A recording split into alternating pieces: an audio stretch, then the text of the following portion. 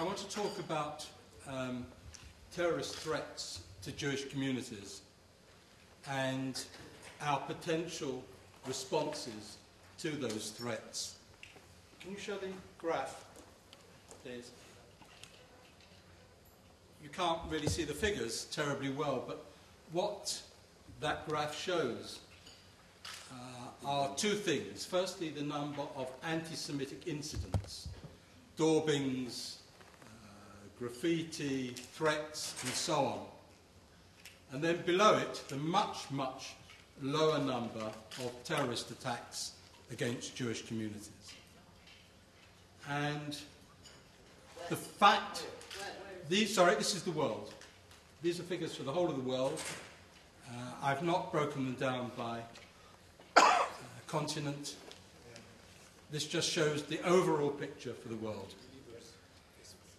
The point of this, as I said, is to show that while the number of anti-Semitic incidents has been rising drastically, particularly since the Second Intifada, the number of actual incidents has declined.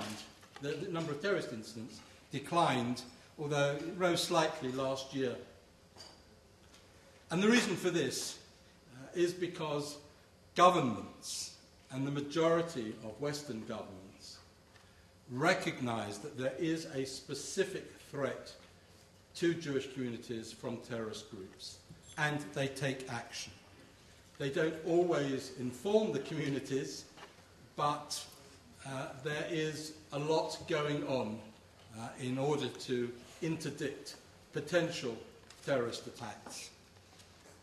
That's the first reason. The second reason is the response from the communities themselves. You're all aware, I don't have to spell out, that the majority, the overwhelming majority of Jewish communities in Europe and Latin America have their own defense capability, their own security capability. Not in North America, but pretty well everywhere else. In some cases, it's quite open, as in the UK, slightly lesser extent in France. In some countries, in Australia, South Africa, where we work closely with law enforcement and with government. In other countries, it's much less so, and it's something that's not spoken about, although anybody visiting a Jewish institution sees that it's quite apparent. So these two responses, that by government and their law enforcement agencies, and that by the communities themselves, which have an overt deterrent capability outside their institutions, are the two reasons why the number of incidents is so much lower than it might otherwise be. And I want to tell you that the number of threats and the number of plots being hatched has not diminished. They remain at a continuing high level. The threats... can we look at the second? Again, it's probably too small to indicate, but this is just from last year, a pie chart showing, again, the number of violent incidents, which are the orange and green in the top two segments, and the rest is anti-Semitism. So if you break it down in this way, you'll see again that the number of violent incidents, those which in technical terms one says are using hot weapons against communities, are so much smaller than the number of other incidents. Do you have the actual figures? Oh, they're there, sorry. They're there, they're broken down. They may be just too small, I can't see them from here. Orange is 3% and green is 17%. 17 incidents? Yes. Yeah. Next, please. Again, this is too small. I had thought somehow that we would have big screens. I just want to go through the area of where the threats are coming from. And primarily they're coming from three areas. They're coming from Al-Qaeda and the global jihad movement. You'll be aware that there is this entity, Al-Qaeda Central, that was responsible for 9/11 and for the attacks on the American embassies and ships in the Gulf.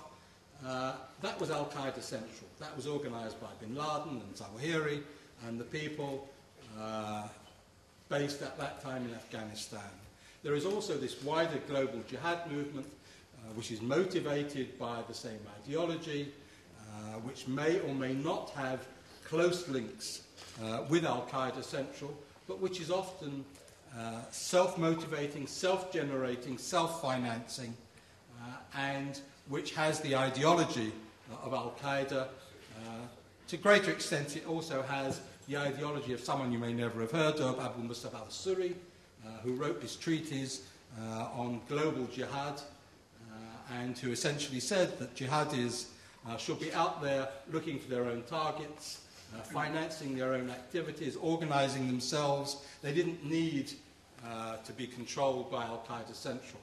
So the global jihad movement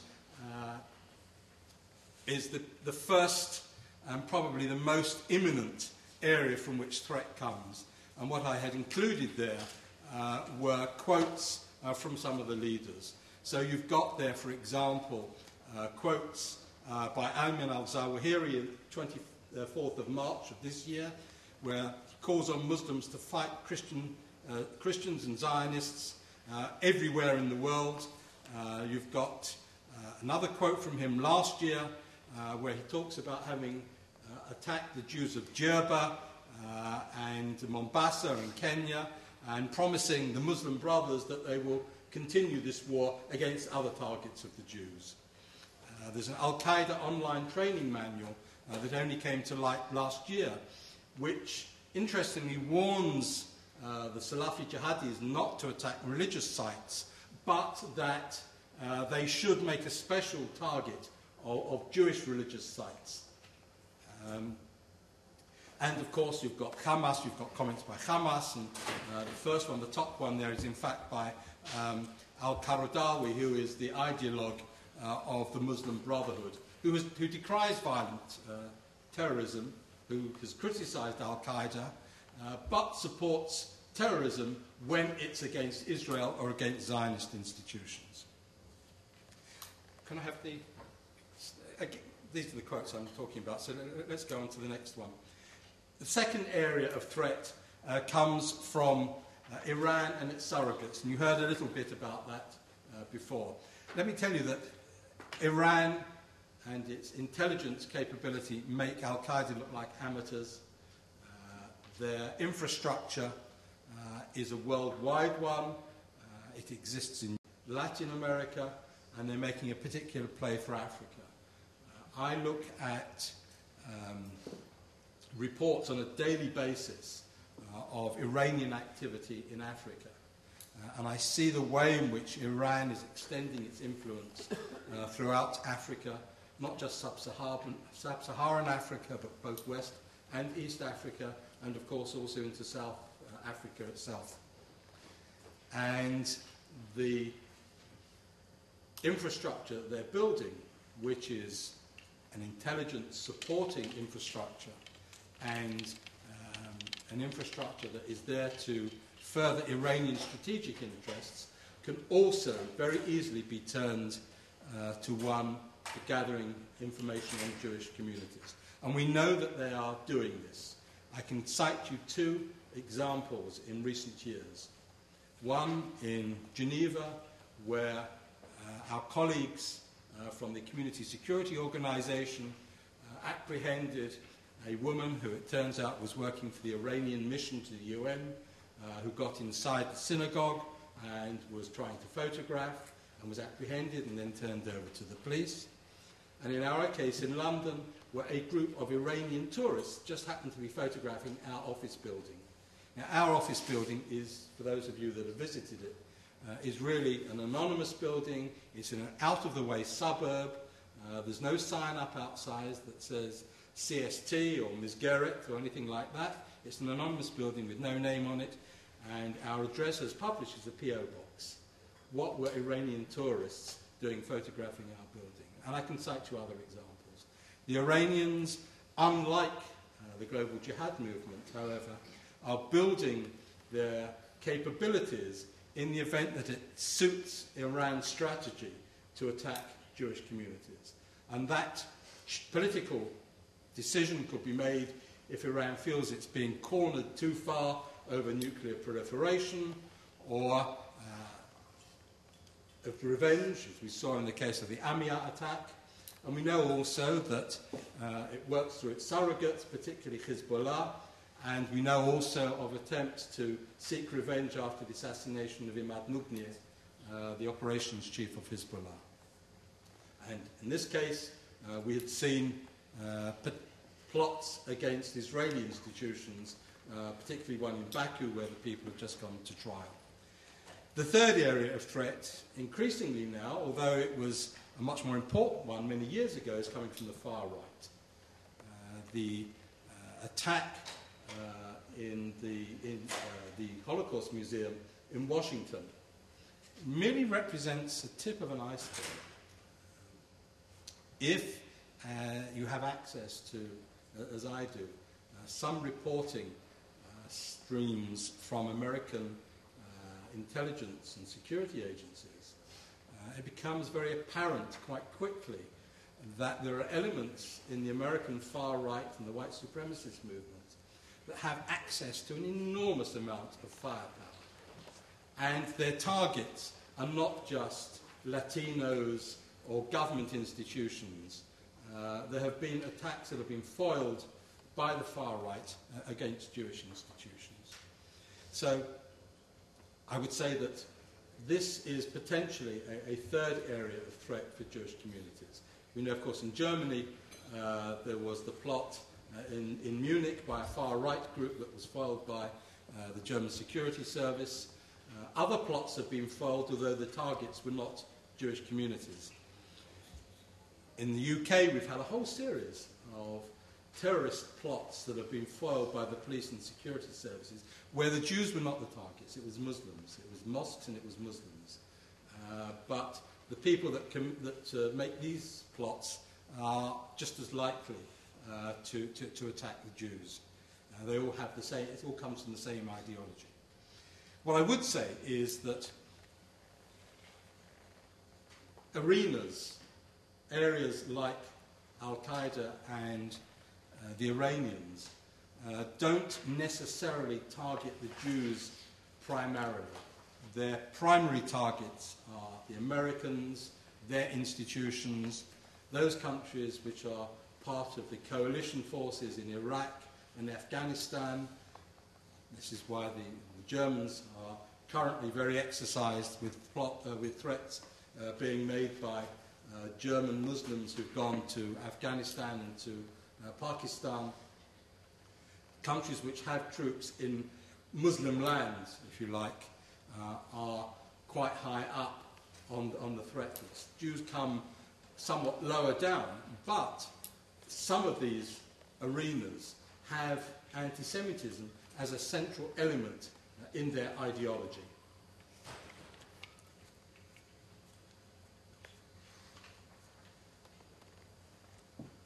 One, can we have the next slide, please? Again, I think we might have difficulty reading it, but I've got a text in front of me, and I'll just go through a couple of points that I'd made here. What I wanted to show here were the range of attacks and foiled attacks against Jewish communities. I've only gone back a couple of years in order to give an indication. In Britain, the security services have foiled, after the 7th of July, a whole range of terrorist plots. Within several of those major plots, there were subparts, if you like, which were focused on the Jewish community. The Crevice Conspiracy, which would have been perhaps the largest terrorist plot in the UK had it not been foiled in the early stages, where the plotters who had links with Al-Qaeda were plotting to blow up the Blue Water Shopping Centre, which is the largest shopping mall in the UK, and 2 or 3 large nightclubs had also begun to gather intelligence on synagogues. This was not known initially when the police foiled the plot. It only became apparent when they began to interrogate the computers that the group were using to store the data that they had collected on. They had begun to collect information on synagogues. Another case only came to light last year, where another substantial plot in Manchester. The police found, when they began their investigations, that the central figure in the plot had made invisible ink notes on a plot to assassinate Sir Trevor Chinn, who was one of the leaders of the Jewish community in the UK. It was believed, of course, that it was because of his friendship with Prime Minister Blair, rather than for any other reason. But this shows how easily Jews become targets of other plots. The Etosha bombing in Madrid in May 2004, the Spanish police found in their subsequent investigations that the plotters had also begun to gather intelligence on a Jewish community centre in the suburbs of Madrid. This again was only released subsequently. So, a whole host of plots, just a couple more because I've got them in front of me. In September of last year, the Norwegian security services, investigating a plot that they thought was directed against institutions in Oslo, found also that there was an element of the plot which was targeting the Jewish community in Prague. The Jewish community was told nothing about it. The first they knew about it was when tanks suddenly appeared outside synagogues in Prague.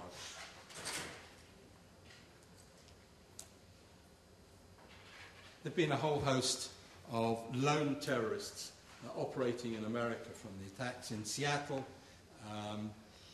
to others, fire bombings of synagogues in Montreal, although that's at a lower level. And I don't need to remind you, of course, of one that did succeed tragically, and that was the plot against the Nariman Center, the Chabad Center in Mumbai last year, where a group that was affiliated to Al-Qaeda made a special point of attacking the Chabad Center. What I want to just sort of look at very closely, or rather very briefly, are some indications that would help us and some guidance. Firstly, law enforcement and security authorities will be aware of this, but Jewish communities much less so, that it's often, not always, but often the case, that terrorists will use an anniversary as a reason to stage an attack. So we have to be cognizant of the anniversaries that are significant to the other side. We in the UK, and we've shared this with some other community security organisations, produce an annual list, both of dates in our calendar and also dates in the Muslim calendar. And you have to distinguish between Sunni and Shiite calendars as well. But dates which are significant. For example, we've got coming up Israel's incursion into Gaza.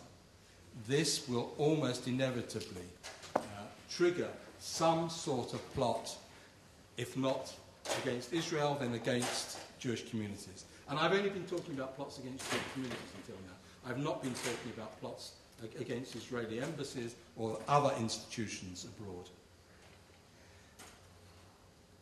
We find that the response by the British government and its agencies is a very positive one to our desire to work with them. I recognise that we may be unique, although I see the same thing happening slightly slower in France and in a few other countries, where the authorities are actually seeking out the expertise of the Jewish security organizations, to the extent that we now do some training for the police in the UK, whereas 10 years ago we were asking them for training. And uniquely, we did get training from the British police. Now, I recognise, as I said, that we've gone further than this, and the atmosphere in the UK is much easier than it is in other countries. But those Jewish communities which do not have some sort of relationship with their law enforcement authorities and their government should seek one, although I recognise that in some cases, particularly in Latin American cases, that may not be possible, or it may not be as possible as it is in Europe. The second thing is that where the community leadership does not work with your Jewish security agencies, and I can't imagine that there are any where there isn't some sort of relationship, but I do know of some where the relationship is rather distant, then they have to try and close that, because you've got to work together. And if the Jewish security agencies are finding difficulties in one or another aspect of their work, then they should be coming to you as the communal leadership to ask for your assistance, if they haven't already done so. Again, there are difficulties, I recognise that, and there are all sorts of sensitivities surrounding the communal security agencies, and I don't have to spell those out to you. But nevertheless, as citizens and as taxpayers of the countries in which we live, we have a right to demand that the state provide security for us. But we also have to recognise that we are in a better position to understand quite often the nature of the threats against us. We found so often in the past that the security services and government agencies really don't quite understand what it is that we're facing. They know that there have been some attacks, this country or that country, but often confuse the Jewish institutions with Israeli institutions and don't often even understand the difference. And you get all sorts of crude comments coming from them, such as your embassy was attacked, and your people were attacked, when it's been Israelis. And you have to make the point that whilst we have a closeness with Israel and its institutions, they're not our people, that we are their people, that we are the taxpayers and the nationals of the countries in which we operate, are the people to whom they owe a duty of care, and that we have our own capability, but that it doesn't replace that of the police. We cannot operate on the streets in the way that the police and the security services can do, and we don't obviously have access to the sort of information that they do. We should also be aware that Israel is active in this arena. Aside from everything I've said up until now, that there is information passing from the Israeli agencies to your state's national agencies. It's regular, it's frequent, and it often bypasses the Jewish communities who have no idea that this is going on. Even I don't always know what's going on, but sometimes I do, because people take the opportunity to tell us. But my final point is that there is an awful lot that is going on out there which threatens us, some of which we are aware of and some of which we can guard against. But there's also some which we are completely unaware of. And the only way that we can guard against that is by securing the cooperation of our governments and their law enforcement agencies, and by having our own overt deterrence. That's not to say that that deterrence, which is essentially volunteers from within the Jewish community, are capable of standing a terrorist attack. They're not. What they are capable of doing is spotting the build-up to one, the surveillance that has to precede an attack. Again, I could cite you several occasions where we believe we have foiled attacks in our country and in other countries because the Jewish community security agencies spotted something that was happening, spotted somebody photographing an institution, spotted people standing at a bus stop opposite the synagogue or a school, letting buses go past, taking more interest in who was coming and going and how to access the building than they were in getting onto the bus. So security to some extent is in your hands and the hands of your communities, but it's also in the hands of your governments, and you have to work with them. Thank you. Thank you very much.